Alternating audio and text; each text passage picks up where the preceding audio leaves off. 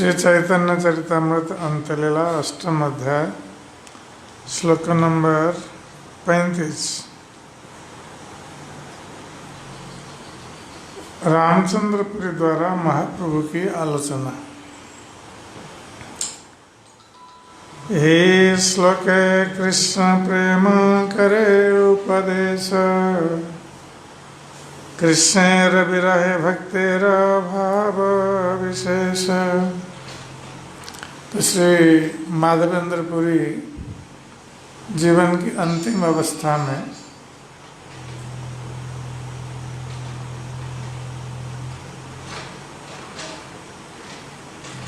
इसी श्लोक का उच्चारण करते हुए उन्होंने शरीर त्याग दिया था और यही श्लोक भगवान कृष्ण के विरह में श्रीमती राधा रानी की प्रेम अभिव्यक्ति है। तो इस श्लोक में माधवेंद्रपुरी शिक्षा देते हैं कि किस तरह कृष्ण प्रेम को प्राप्त किया जाए और कृष्ण से विरह में व्यक्ति आध्यात्मिक पद को प्राप्त हो। पृथ्वी ते रोपण करी गेला प्रेमांकुर, सही प्रेमांकुरेर वृक्ष चैतन्य ठाकुर। तो श्री माधवेंद्रपुरी ने इस भौतिक जगत में कृष्ण प्रेम का बीज बोया और तब उन्होंने विदा ली संसार से, और वही बीज बाद में श्री चैतन्य महाप्रभु के रूप में एक विशाल वृक्ष के रूप में परिणत हो गया। तो कहा जाता है कि हमारे ब्रह्म मध्य गौड़ीय संप्रदाय में श्री माधवेंद्रपुरी ने दीक्षा ली थी और हमारे ब्रह्म मध्य गौड़ीय संप्रदाय में यद्यपि कृष्ण की उपासना थी किंतु कृष्ण वो विधि उपासना थी, किंतु कृष्ण प्रेम का अंकुर माधवेंद्रपुरी में पहली बार फूटा। इसलिए कहा जाता है कि माधवेंद्रपुरी ने इस संप्रदाय में कृष्ण प्रेम का बीज रोपण किया था और वही कृष्ण प्रेम का बीज धीरे धीरे बढ़कर कृष्ण प्रेम में परिणत होकर ईश्वरपुरी और ईश्वरपुरी से श्री चैतन्य महाप्रभु के रूप में एक विशाल वृक्ष के रूप में परिणत हुआ। प्रस्तावे कहिलूं पुरी गोसाईर निर्याण, जय आसने से बड़ा भाग्यवान। तो कृष्णदास कविराज गोस्वामी कहते हैं कि यहाँ माधवेंद्रपुरी का प्रस्ताव आया है, इसलिए उनके अंतिम समय की जो लीला थी उसके संबंध में हमने वर्णन किया और इसका जो श्रवण करता है वो बहुत बड़ा भाग्यशाली माना जाता है। रामचंद्रपुरी ऐछे रहिला नीलाचले, विरक्त स्वभाव कभू रहे कौन स्थले। तो इस तरह रामचंद्रपुरी जगन्नाथपुरी में रहने लगे और जैसे कि सन्यासियों में प्रथा है, कभी वो किसी एक स्थान पर रहते फिर दूसरे स्थान पर चले जाते।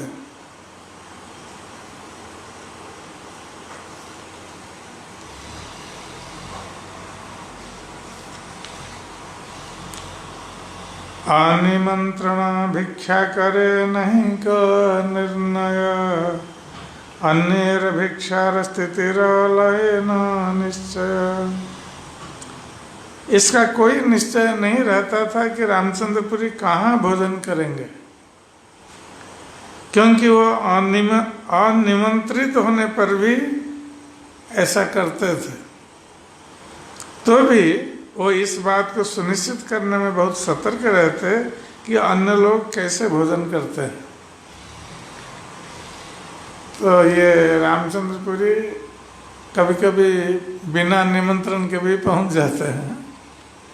और वो अपना भोजन तो करते हैं, किंतु दूसरे लोग कैसे भोजन करते हैं, कितना भोजन करते हैं, इसका पूरा का पूरा ध्यान रखते थे। प्रभुरा निमंत्रण लागे कौड़ी चरिपण, कभू काशीश्वर गोविंद खान तीन जन। श्री चैतन्य महाप्रभु को निमंत्रित करने में 320 कौड़ियां व्यय होती। इससे श्री चैतन्य महाप्रभु तथा कभी कभी काशीश्वर और गोविंद इन तीनों का भोजन हो जाता। प्रत्यय प्रभुरभिक्षा इति उति है, कह यदि मूल्याने चरिपण निर्णय। महाप्रभु नित्य अलग अलग स्थानों में भोजन करते, और यदि कोई भोजन का मूल्य देना चाहता तो उसका मूल्य केवल 4 पण निश्चित था।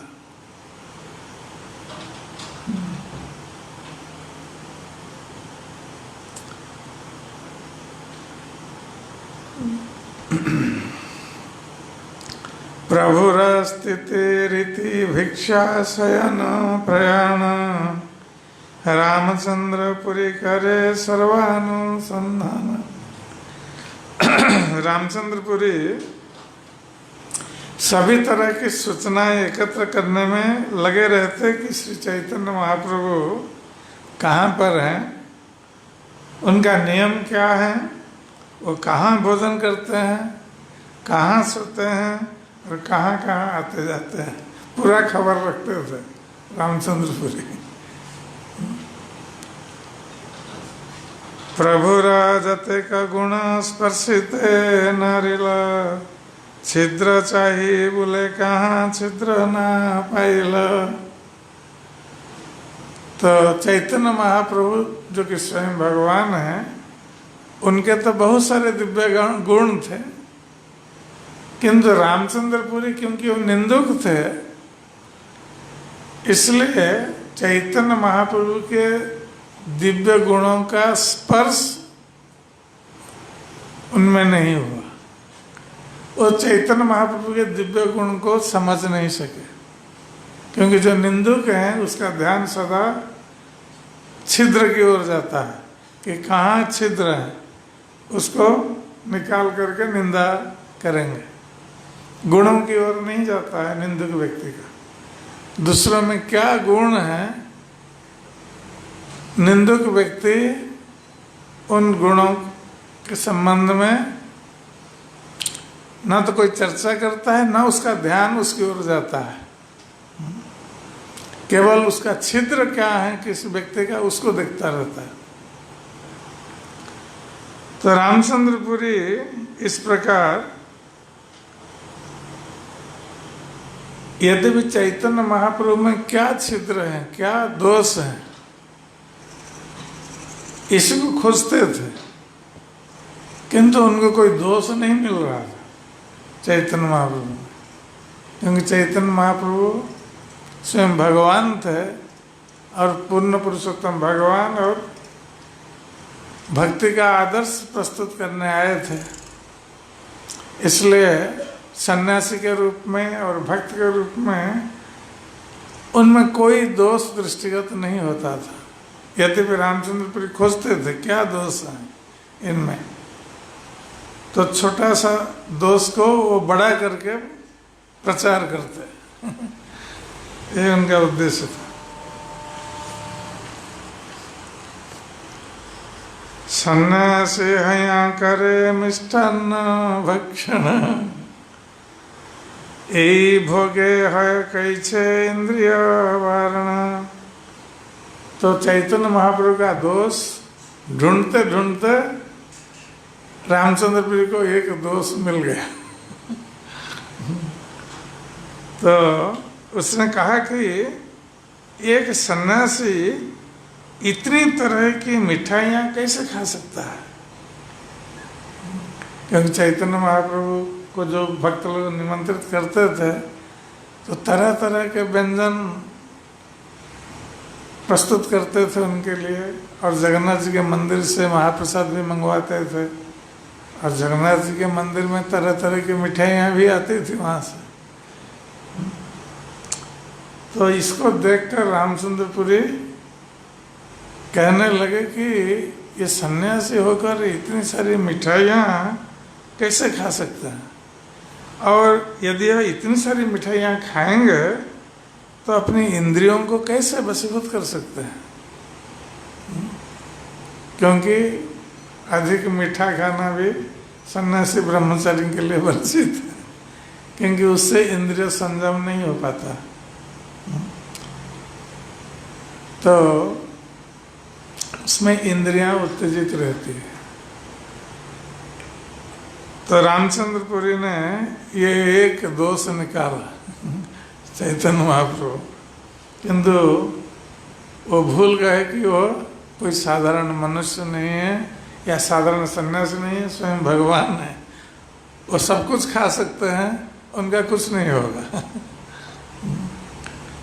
वो तो मनुष्य की लीला कर रहे हैं, सन्यासी की लीला कर रहे हैं, किंतु रामचंद्रपुरी को ज्ञान नहीं था कि चैतन्य महाप्रभु भगवान है। ए निंदा करी कहे सर्वलोक स्थाने, प्रभु रे देखिते अवश्य ऐसे प्रतिदिन। तो इस तरह रामचंद्रपुरी सभी के सामने चैतन्य महाप्रभु की दोष का वर्णन करता। तो निंदुक व्यक्तियों का यही स्वभाव होता है, जो दूसरों की निंदा करने में दक्ष हैं, पटु हैं। वो क्या करते हैं, उस व्यक्ति का कोई दोष निकालते हैं और घूम घूम करके सभी के पास जाकर उसके दोष को बताते हैं, और उसी में उनको आनंद आता है। ये निंदक व्यक्तियों का स्वभाव है।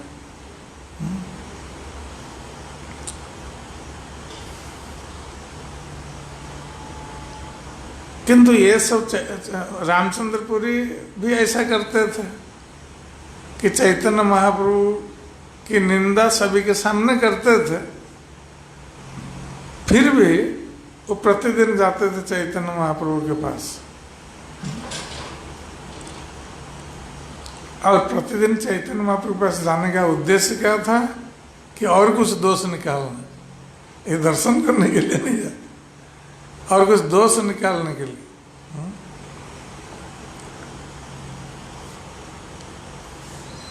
प्रभु गुरु बुद्धे करे न संभ्रम सम्मान, तेह छिद्र चाहे बोले तार काम। तो चैतन्य महाप्रभु तो उनका सम्मान करते थे रामचंद्रपुरी का, क्योंकि वो गुरु के गुरु भाई हैं, इसलिए उनका सम्मान करते थे। किंतु रामचंद्रपुरी का उद्देश्य अलग था। वो तो आते थे चैतन्य महाप्रभु का दोष निकालने के लिए, यही उनका काम था। जत निंदा करे ताहा प्रभु सब जाने, तथापि आदर करे बड़ई संभ्रमे। तो यद्यपि चैतन्य महाप्रभु को ये पता था, क्योंकि भक्त लोग आकर बोलते थे उनको कि रामचंद्रपुरी ऐसा ऐसा कह रहे हैं आपके बारे में। तो चैतन्य महाप्रभु को सब पता था, और ऐसे भी तो वो अंतर्यामी है, कोई नहीं बताने पर भी जान सकते हैं। किंतु जब रामचंद्रपुरी चैतन्य महाप्रभु के पास आते हैं, तो चैतन्य महाप्रभु उनका सम्मान करते। यद्यपि वो उनकी निंदा कर रहे थे और निंदा ढूंढने के लिए, दोष ढूंढने के लिए आते, फिर भी चैतन्य महाप्रभु अपने कर्तव्य का पालन करते, उनका सम्मान करते।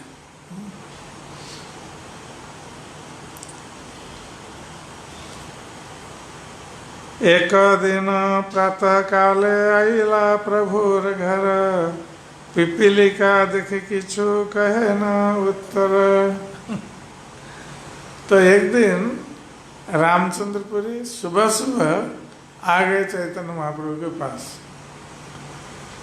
और उन्होंने चैतन्य महाप्रभु जो कमरे में रह रहे थे, तो उन्होंने देखा कि वहाँ चिंटियाँ चल रही उस कमरे में। तो चिंटियों को देखकर रामचंद्रपुरी कहने लगे,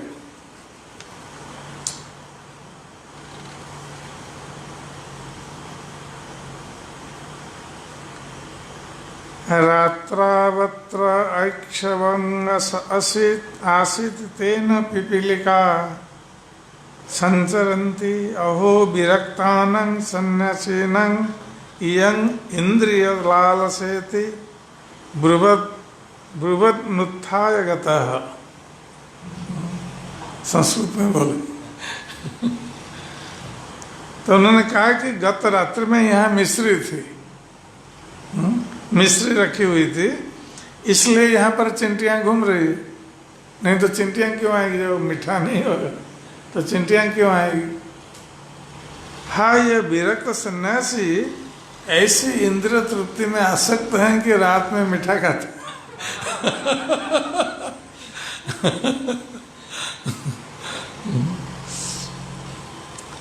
इस तरह कहकर वो उठा और चला गया। चैतन्य महाप्रभु के सामने ये बोल करके गया, प्रभु परंपराय निंदा करा छेन श्रवण एवे साक्षात सुनिलेन कल्पित निंदन। तो चैतन्य महाप्रभु ने पहले तो सुना था दूसरों के मुख से कि रामचंद्रपुरी उनके संबंध में इस प्रकार कहकर निंदा करते हैं। अब साक्षात में देख रहे हैं कि रामचंद्रपुरी कल्पना करके निंदा कर रहे हैं। उनको पता नहीं चाहे वहाँ मिश्री थी या नहीं, चैतन्य बाबू ने मिश्री खाया नहीं खाया, केवल चिंटियों को देखकर उन्होंने अनुमान लगाया कि यहाँ मिश्री होगी और ये सन्यासी खाया है, इसलिए चिंटियाँ यहाँ घूम रही। ये कल्पना करके चैतन्य महाप्रभु की निंदा उनके सामने की और चला गया। तो चैतन्य महाप्रभु ने सुना तो प्रभुपाद तात्पर्य में लिखते हैं कि रामचंद्रपुरी को श्री चैतन्य महाप्रभु के चरित्र में कोई दोष नहीं मिला, क्योंकि वे पूर्ण पुरुषोत्तम भगवान के दिव्य पद पर स्थित थे। चिंटियाँ सामान्यतया सर्वत्र पाई जाती हैं, किंतु जब रामचंद्रपुरी ने चिंटियों को महाप्रभु के स्थान पर चलते देखा तो उसने यह मान लिया कि ये वहाँ पर श्री चैतन्य महाप्रभु द्वारा मिठाई खाने से आई होंगी। इस तरह उसने महाप्रभु में कल्पित दोष ढूंढ निकला, एक कल्पित दोष ढूंढ निकाला, तब फिर वो चला गया। वास्तविक यह सत्य नहीं था, किंतु वो कल्पना करके चैतन्य महाप्रभु का दोष निकाला और उनकी निंदा की उनके सामने। सहज ही पिपीलिका सर्वत्र बेड़ाए, ताहाते तर्क उठाया दोष लगाए। तो सामान्य रूप से चिंटियाँ हर जगह चलती रहती हैं, किंतु रामचंद्रपुरी तर्क देकर चैतन्य महाप्रभु में इसके लिए दोष निकाला। सुने ताहा प्रभुर संकोच भय मने, गोविंद बोलाया किछु कहे न बचने। तो जब रामचंद्रपुर ने ऐसा कहा, और चैतन्य महाप्रभु उनको गुरु बुद्धि से सम्मान करते थे, इसलिए चैतन्य महाप्रभु के मन में संकोच आया, संकोच हुआ और भय भी जागृत हुआ कि हमारा कार्यकलाप देखकर रामचंद्रपुरी और कहीं हमारी निंदा ना करे। तो इसलिए उन्होंने गोविंद को, अपने सेवक को बुलाया।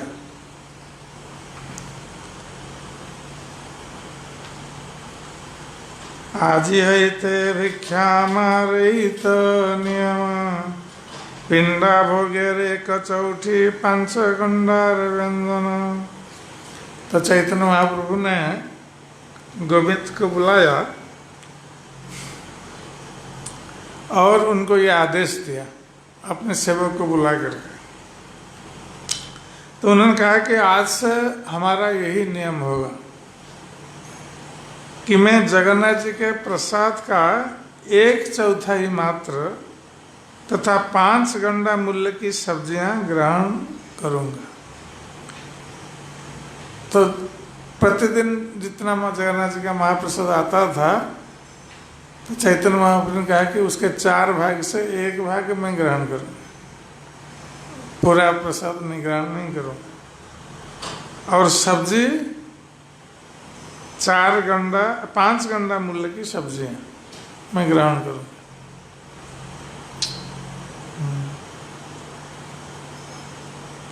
इससे पुराना हिसाब है गंडा पान। यहाँ वही अधिकार किछु ना आनिबा, अधिका अनिले आमा यथा ना देखिबा। और चैतन्य महाप्रभु जानते थे कि भक्त लोग मानेंगे नहीं, चैतन्य महाप्रभु कितना खाते हैं क्या करते हैं भक्त लोग जानते हैं। और अब चैतन्य महाप्रभु ने भोजन को 1/4 कर दिया, 4 भाग से 1 भाग कर दिया, तो भक्त लोग तो दुखी होंगे।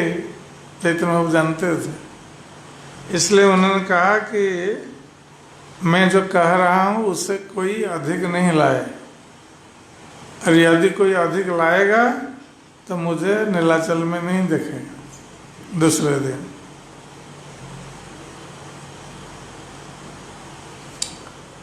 सकल वैष्णवे गोविंद कहे बात, सुनी सवार माथे जैसे हैल वज्राघात। तो गोविंद ने जब सारे भक्तों को बताया चैतन्य महाप्रभु के आदेश के बारे में, तो सारे भक्तों को ऐसा लगा कि उनके माथे पर जैसे वज्रपात हो गया। रामचंद्र पुरी के सभाय देव तिरस्कार, এই পাপিষ্ঠ আমি প্রাণ লইল সবার, এই পাপিষ্ঠ আসি प्राण लैल सवार। तो जब भक्तों ने सुना कि रामचंद्रपुरी के लिए ही चैतन्य महाप्रभु ने अपना भोजन कम कर दिया है क्योंकि निंदा कर रहा है, तो सभी लोग रामचंद्रपुरी को तिरस्कार करने लगे, गाली देने लगे कि ये पापिष्ट ये यहाँ आया और इसके लिए हमारा प्राण ले लिया यहाँ आकर, क्योंकि चैतन्य महाप्रभु हमारे प्राण के समान है और वो अब खाना कम कर रहे हैं, ये जैसे ये पापिष्ट हमारा प्राण ले रहा है। सभी भक्तों ने इस प्रकार सोचा। সেই दिन एक विप्र कैल निमंत्रण, 1/4 भात 5 गंडर व्यंजन, এই মাত্র গোবিন্দ कैल अंगीकार, माथाए घा मारे विप्र करे हाहाकार। तो उस दिन एक ब्राह्मण ने श्री चैतन्य महाप्रभु को निमंत्रण दिया। जब गोविंद ने केवल 5 गंडा मूल्य की सब्जियां तथा अन्न पात्र का 1/4 अन्न स्वीकार किया, तो उस ब्राह्मण ने निराशावश अपने माथा पीटा, माथे में हाथ में, और चिल्लाया हाय हाय। সেই ভাত ব্যঞ্জন প্রভু অর্ধেক খাইল, যে কিছু রহিল তাহা गोविंद पाइल। तो पहले क्या होता था, जो भी चैतन्य महाप्रभु भोजन करते थे और जो उच्छिष्ट बचा रहता था गोविंद उनका सेवक खाता था, गोविंद खाते थे और दूसरे भक्तों को भी बांट देते थे, क्योंकि बहुत पर्याप्त रूप से प्रसाद आता था। अब चैतन्य महाप्रभु ने रेस्ट्रिक्शन लगा दिया कि जितना महाप्रसाद आता था उसके 4 भाग से 1 भाग, और चैतन्य महाप्रभु यदि पूरा खा जाएंगे तो गोविंद क्या खाएगा, सेवक। इसलिए जो 1 भाग आया महाप्रसाद और जो 4 गंडे की सब्जियां, तो चैतन्य महाप्रभु ने उसका आधा खाया और आधा भाग गोविंद के लिए रखा है, अपने सेवक के लिए।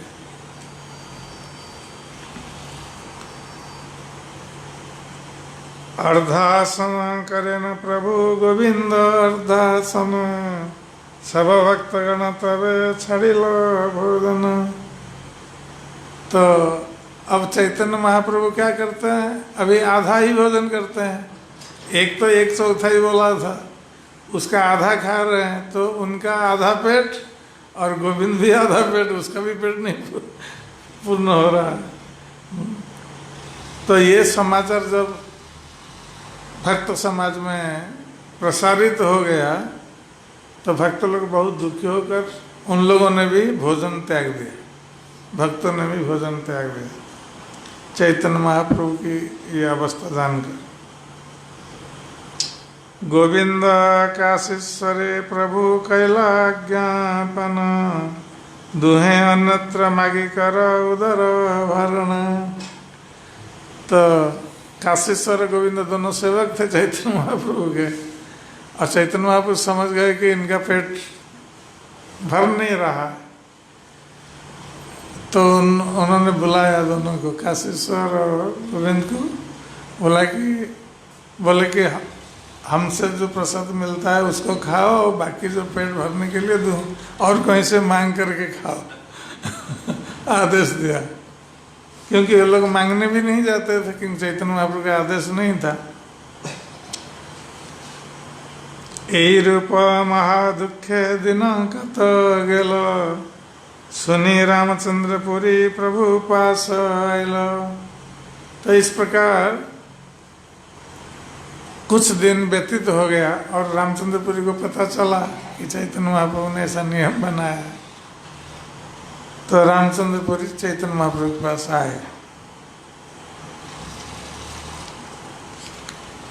प्रणाम करी प्रभु कैला चरण बंदना, प्रभु रे कहे किछु हसिया वचन। तो जब रामचंद्रपुरी आए तो चैतन्य महाप्रभु उठ करके उनके चरण वंदना की। तो रामचंद्रपुरी चैतन्य महाप्रभु को हंसकर कह रहे हैं, सन्यासी धर्म नहीं इंद्रिय तर्पण, जैसे तैसे करे मात्र उदर भरण। तो रामचंद्रपुरी ने चैतन्य महाप्रभु से कहा कि सन्यासी का कर्तव्य नहीं है कि वो अपनी इंद्रियों की तृप्ति करे, उसे तो किसी भी तरह अपना पेट भरना चाहिए। तुम्हारे क्षीण देखी सुनी कर अर्धासन, यही शुष्क वैराग्य न है सन्यासी धर्म। तो रामचंद्र ने कहा कि मैं तो तुम्हें देख रहा हूँ कि तुम्हारा शरीर क्षीण हो गया है, और मैं सुन रहा हूँ भक्तों से कि तुम आधा खा रहे हो, भरपेट नहीं खा रहे हो, आधा पेट खा रहे हो। तो ये तो शुष्क वैराग्य है। रामचंद्रपुरी चैतन्य महाप्रभु कह रहे हैं, और शुष्क वैराग्य धारण करना ये सन्यासी का धर्म नहीं है।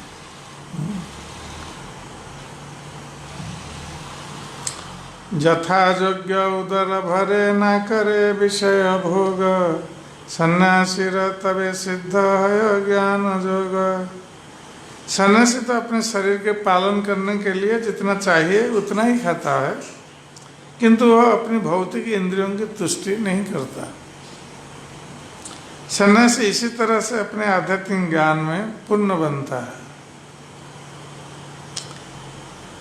नात्यस्नतोपि योगस्ति न चैकान्तं अनस्नतः, न चाति स्वप्नशीलस्य जाग्रतो नैव चार्जुन। युक्ताहार विहारस्य युक्तचेष्ट सुकर्मसु, युक्तस्वप्नावबोधस्य योगो भवति दुःखः। तो रामचंद्रपुरी ने भगवद गीता का श्लोक उदाहरण दिया, जिसमें भगवान कृष्ण कहते हैं कि हे अर्जुन, जो अधिक खाता है या बहुत कम खाता है, जो अधिक सोता है और बहुत स्वप्न देखता है। जो अधिक सोएगा स्वप्न देखेगा, अथवा जो पर्याप्त नहीं सोता उसके योगी बनने की कोई संभावना नहीं है। जो खाने, सोने, आमोद प्रमोद तथा कार्य करने के अभ्यास में नियमित रहता है, वो योगाभ्यास द्वारा समस्त भौतिक क्लेशों से मुक्त हो सकता है। प्रभु कहे अज्ञ बालक मुहि शिष्य तुम्हार, मोरे शिक्षा दे यही भाग्य हमार। तो चैतन्य महाप्रभु कितने विनम्र थे कि रामचंद्रपुरी ये शिक्षा दे रहे हैं उनको सन्यासी का धर्म। तो चैतन्य महाप्रभु कह रहे हैं कि मैं तो अज्ञ हूँ, मैं कुछ जानता नहीं हूँ, मैं तो आपका अज्ञ बालक शिष्य हूँ। तो आप मुझे शिक्षा दे रहे हैं, ये तो मेरा बहुत बड़ा सौभाग्य है। एत सुनी रामचंद्र पुरी उठी गेला, भक्तगण अर्धासन करे पुरी गोसाई सुनिला। यह सुनकर रामचंद्र पुरी उठकर चले गए। उसने विभिन्न स्रोतों से यह भी सुना कि चैतन्य महाप्रभु के सारे भक्त आधे पेट भोजन कर रहे हैं। आराधन भक्तगण सह परमानंदपुरी, प्रभु पासे निवेदिला दैन्य विनय करे। अगले दिन परमानंदपुरी तथा अन्य भक्त अत्यंत दीनता तथा विनय पूर्वक श्री चैतन्य महाप्रभु के पास पहुँचे। क्योंकि भक्त लोग चैतन्य महाप्रभु तो कुछ बोल नहीं सकते, क्योंकि चैतन्य महाप्रभु ने कह दिया है कि जो मेरी आज्ञा की अवमानना करेगा मुझे फिर नीलाचल में नहीं देखेगा। इसलिए भक्त लोग सब डरे हुए थे, चैतन्य महाप्रभु से कुछ कह नहीं पा रहे थे। तो सभी ने जाकर परमानंदपुरी से कहा होगा। तो परमानंदपुरी सारे भक्तों के साथ लेकर आए चैतन्य महाप्रभु के पास। और चैतन्य महाप्रभु से विनयतापूर्वक विनीत भाव से परमानंदपुरी कह रहे हैं, रामचंद्र पुरी है निंदुक स्वभाव, तारा बोले अन्न छाड़ी किबा हवे लाभ। तो परमानंदपुरी रामचंद्रपुरी के गुरु भाई थे। तो उन्होंने कहा कि मेरा ये जो गुरु भाई रामचंद्रपुरी है, इसका स्वभाव निंदक स्वभाव है, और यदि आप उनके कहने के कारण भोजन करना त्याग देते हैं तो इससे क्या लाभ होगा। पुरीर स्वभाव जथेष्ट आहार कराया, जेना खाए तारे खावाए जतन करिया। तो ये परमानंदपुरी ने बताया चैतन्य महाप्रभु से कि रामचंद्रपुरी का स्वभाव है कि पहले तो वो जिस किसी को पेट भर खाने के लिए देते हैं और कोई आवश्यकता नहीं होने पर भी, या कोई खाना नहीं चाहता है फिर भी उसको बलपूर्वक देते हैं खाने के लिए, और भर भर के। और इस प्रकार बड़े यत्न से उसको बहुत खिलाते हैं। खाओ या पुनः तारे करे निंदन, ये तो न खाओ तुम्हार कत आछे धन। तो पहले तो पेट भर भर कर उसको खिलाते हैं, व्यक्ति मना करता है फिर भी उसको खिलाते हैं, और जब वो खा लेता है उनकी बात मानकर, तो बाद में कहते हैं कि तुम कितना अन्न खाते हो। तुम इतना खाते हो, तुम्हारे पास कितना धन है, तुम सब इतना खाएगा तो तुम्हारा सब धन समाप्त हो जाएगा।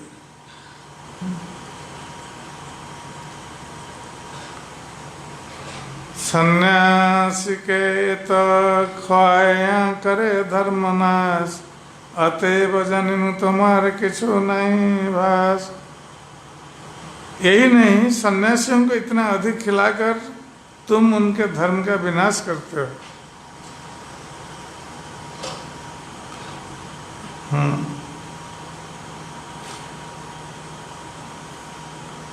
और रामचंद्रपुरी कहते हैं कि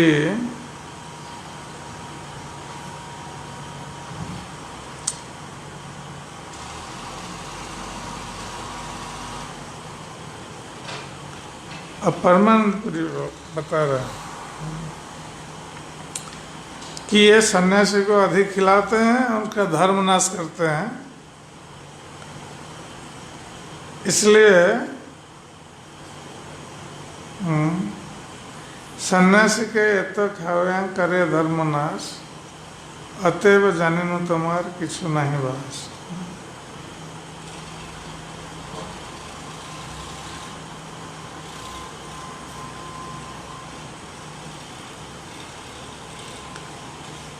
हाँ, तो ये परमानंदपुरी बोल रहे हैं रामचंद्रपुरी के संबंध में कि वो कहते हैं कि सन्यासियों को तुम इतना खिलाकर उनका धर्मनाश करते हो, इसलिए तुम में कोई उन्नति नहीं है।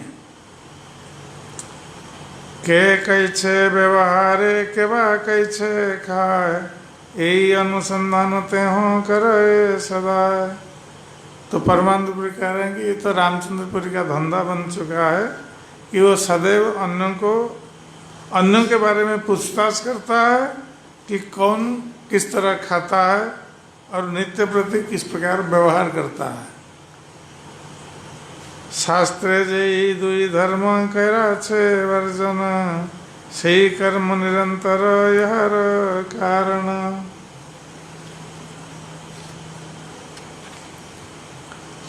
शास्त्र में जिन दो प्रकार के कर्मों का निषेध हुआ है वही इसके नित्य कर्म है रामचंद्रपुरी के। पर स्वभाव कर्माणि न प्रशंसन गर्हयेत्, विश्वमेकात्मकं पश्यन् प्रकृत्या पुरुषेण च। मनुष्य को यह देखना चाहिए कि भौतिक प्रकृति तथा जीव के संयोग के फल स्वरूप यह ब्रह्मांड स्वभाव से कार्यशील है, इसलिए अन्यों के स्वभावों या कर्मों की न तो प्रशंसा करनी चाहिए न आलोचना।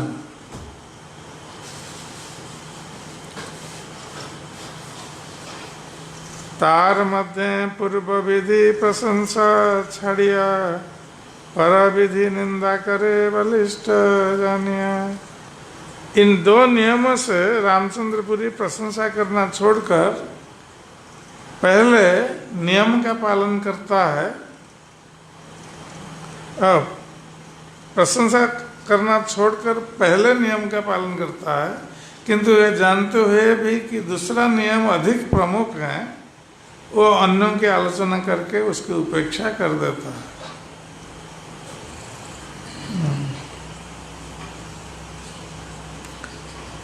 पूर्व परयोर मध्य पर विधिर बलवान। पहले के और बाद के नियमों से बाद का नियम ही अधिक महत्वपूर्ण है। तो जब दो नियम बताए गए हैं तो पहले नियम से जो दूसरा नियम ये अधिक बलवान होता है। तो परमानंदपुरी कह रहे हैं कि रामचंद्रपुरी वो तो किसी की प्रशंसा नहीं करता, किंतु दूसरा नियम जो निंदा करना वो करता है। जहाँ गुणा सत आछे तहा न करे ग्रहण, गुण मध्य छले करे दोष आरोपण।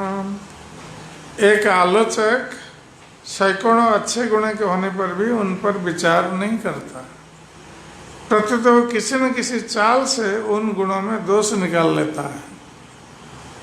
यहाँ स्वभाव यहाँ करीते ना जुजाए, तथापि कहिए किछु मर्म दुख पाए। इसलिए किसी को रामचंद्रपुरी के सिद्धांतों का अनुगमन नहीं करना चाहिए, तो भी मुझे उसके विरुद्ध कुछ कहना पड़ रहा है, क्योंकि वो हमारे हृदयों को दुखी कर रहा है।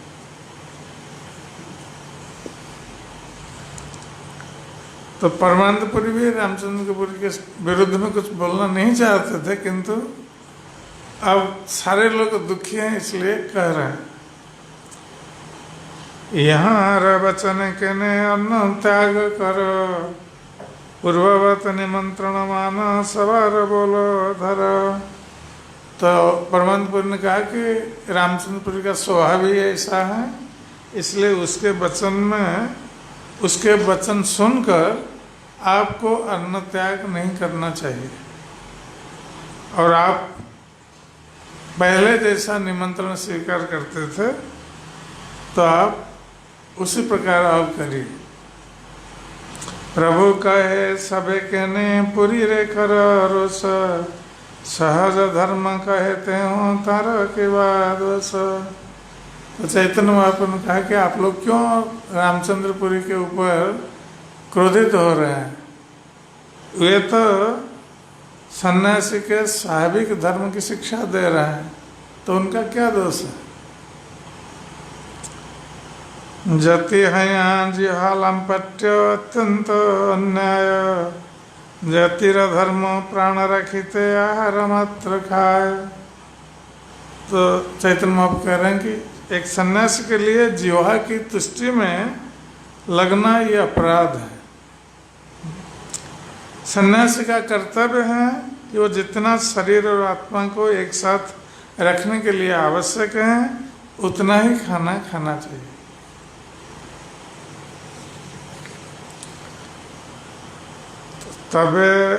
तबे सबे मिली प्रभु रे बहुत जत्न कैला, सवार आग्रह प्रभु अर्धिक रखेला। सबने मिलकर अनुनय विनय की किसी चैतन्य महाप्रभु पूरा भोजन ग्रहण करे, तो भी चैतन्य महाप्रभु ऐसा करने के लिए राजी नहीं हुए। प्रत्युत उन्होंने पहले का आधा ग्रहण करना स्वीकार करके उनके अनुरोध का उत्तर दिया। तो चैतन्य महाप्रभु ने कहा था कि जो पहले जो ग्रहण करते थे उसके 4 भाग से 1 भाग आदेश दिया था। अब भक्तों ने और विशेष रूप से परमानंदपुरी ने अनुरोध किया, इसलिए भक्तों की इच्छा पूर्ण करने के लिए उन्होंने आधा कर दिया। दुई पणा खड़ी लागे प्रभुर निमंत्रणे, कभू 2 जन भोक्ता कभू 3 जने। श्री चैतन्य महाप्रभु को निमंत्रण देने के लिए आवश्यक भोजन का मूल्य 2 पौंड कौड़ियाँ 160 कौड़ियाँ निश्चित की गई, और उस भोजन को 2 व्यक्ति तो कभी कभी 3 व्यक्ति खाया करते। अभोजन विप्र यदि करे न निमंत्रण, प्रसाद मूल्य लैते लागे कौड़ी 2 पणा। यदि ऐसा ब्राह्मण निमंत्रण देता जिसके घर का निमंत्रण स्वीकार नहीं किया जा सकता था, तो उसे प्रसाद खरीदने के लिए 2 पौंड कौड़ियाँ देनी होती थी। ये चैतन्य महाप्रभु की वहाँ रीति थी। भोज्यान्न विप्र यदि निमंत्रण करे, किछु प्रसादाने किछु पाक करे घरे। जब ऐसा ब्राह्मण निमंत्रण देता जिसके घर का निमंत्रण स्वीकार किया जा सकता, तो वो ब्राह्मण प्रसाद का कुछ अंश खरीदता और कुछ अंश अपने घर में प्रस्तुत करता। पंडित गोसाई भगवान आचार्य सार्वभौम, निमंत्रणेर दिने यदि करे निमंत्रण, तांसवार इच्छा प्रभु करे न भोजन, तहाँ प्रभुर स्वतंत्र नहीं जैसे तार मन।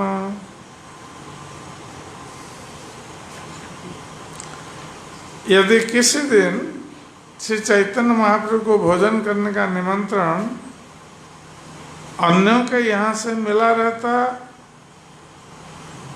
और यदि गदाधर पंडित, भगवान आचार्य या सार्वभौम भट्टाचार्य उन्हें निमंत्रण देते, तो श्री चैतन्य महाप्रभु को तनिक भी छूट नहीं रहती थी। ये उनकी इच्छानुसार उनका निमंत्रण स्वीकार कर लेते।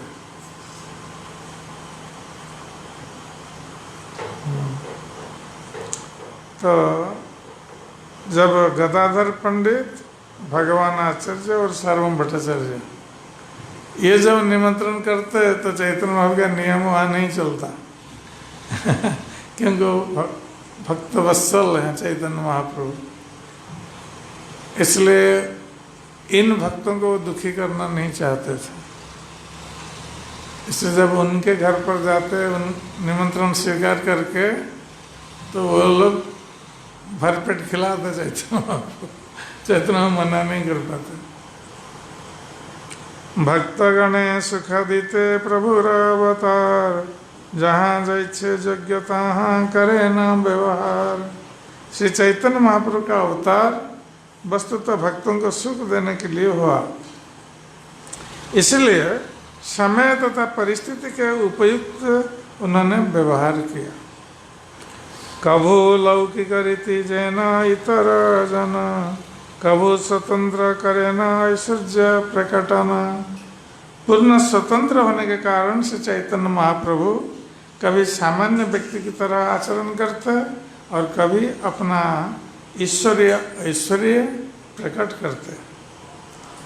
कभू रामचंद्रपुरी रहय भृत्य प्राय, कभू तारे नहीं माने देखे तृण प्राय।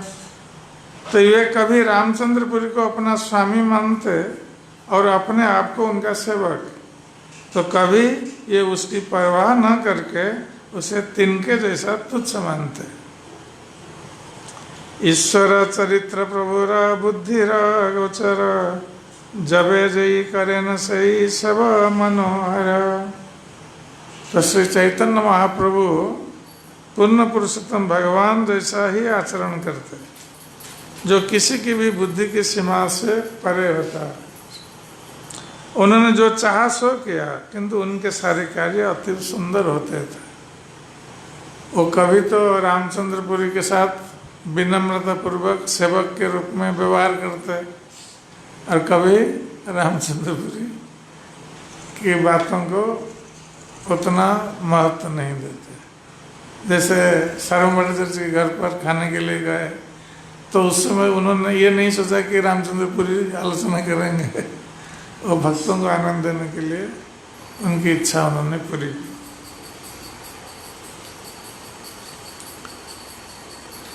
यही मत रामचंद्र पुरी नीला चले, दिनगत रही गेला तीर्थ करिवारे। तो इस प्रकार रामचंद्रपुरी कुछ दिन तक नीलाचल में रहे और फिर विभिन्न तीर्थ स्थानों की यात्रा करने के लिए चले गए। तेहों गेले प्रभुर गण हैल हर्षित, शिरेर पास पाथर जन पड़िल अचंबित। तो जब भक्तगण रामचंद्रपुरी को रामचंद्रपुरी को अपने सिर में जैसे पत्थर रखा हुआ ऐसा मानते थे। और जब रामचंद्रपुरी जगन्नाथपुरी छोड़कर अन्यत्र तीर्थ करने के लिए चले गए तो भक्त लोग बहुत प्रसन्न हो गए कि चलो अब हमारे माथे से पत्थर हट गया। स्वच्छंदे निमंत्रण प्रभुर कीर्तन नर्तन, स्वच्छंदे करे न सबे प्रसाद भोजन।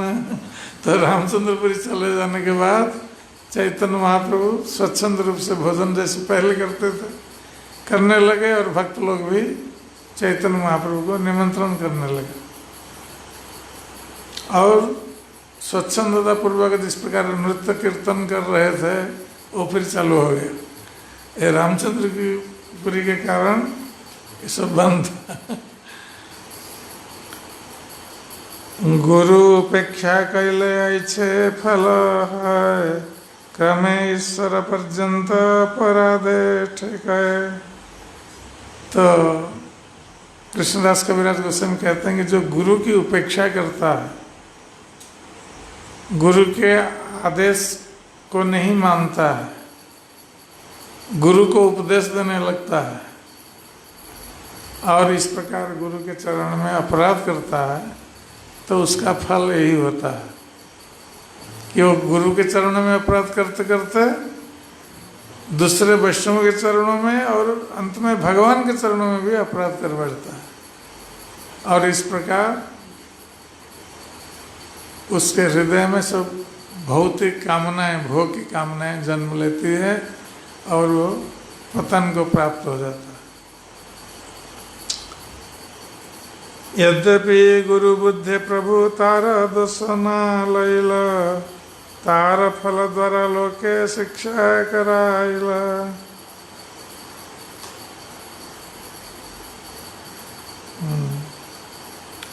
यद्यपि चैतन्य महाप्रभु ने रामचंद्रपुरी के अपराधों पर विचार नहीं किया, क्योंकि वो उसे अपना गुरु मानते थे, किंतु उसके चरित्र ने हर एक को गुरु का अपमान करने के परिणाम क्या होता है ये शिक्षा उनके चरित्र ने दिया। रामचंद्रपुरी का जो चरित्र ये गुरु के अपमान के परिणाम का चरित्र है, तो यही शिक्षा सभी प्राप्त होते हैं इससे। चैतन्य चरित्र जैन अमृतेरा पुरा, सुनीते श्रवणे मने लागे मधुर। श्री चैतन्य महाप्रभु का चरित्र अमृत से पूर्ण है, उसके विषय में सुनना कान तथा मन को अच्छा लगता है। चैतन्य चरित्र लिखी सुना एक मने, अनायासे पावे प्रेम श्री कृष्ण चरण। मैं श्री चैतन्य महाप्रभु के चरित्र के विषय में लिख रहा हूँ। हे पाठकों, कृपया ध्यान से इसे सुने, क्योंकि इससे तुम श्री कृष्ण के चरण कमलों में परमानंदमय प्रेम सरलता से प्राप्त हो सकोगे। केवल चैतन्य चरितमृत श्रवण करने से। ये कृष्णदास कविराज गोस्वामी का आशीर्वाद है। श्री रूप रघुनाथ पदे जार आस, चैतन्य चरितमृत कहे कृष्णदास। श्री रूप तथा श्री रघुनाथ के चरण कमलों की वंदना करते हुए तथा सदैव उनकी कृपा की कामना करते हुए उनके चरण चिन्हों पर चलकर मैं कृष्णदास श्री चैतन्य चरितमृत का वर्णन कर रहा हूँ। इस प्रकार से चैतन्य चरितमृत अंतलीला के अंतर्गत रामचंद्रपुरी द्वारा महाप्रभु की आलोचना शीर्षक 8वें अध्याय का भक्ति वेदांत तात्पर्य पूर्ण हुआ।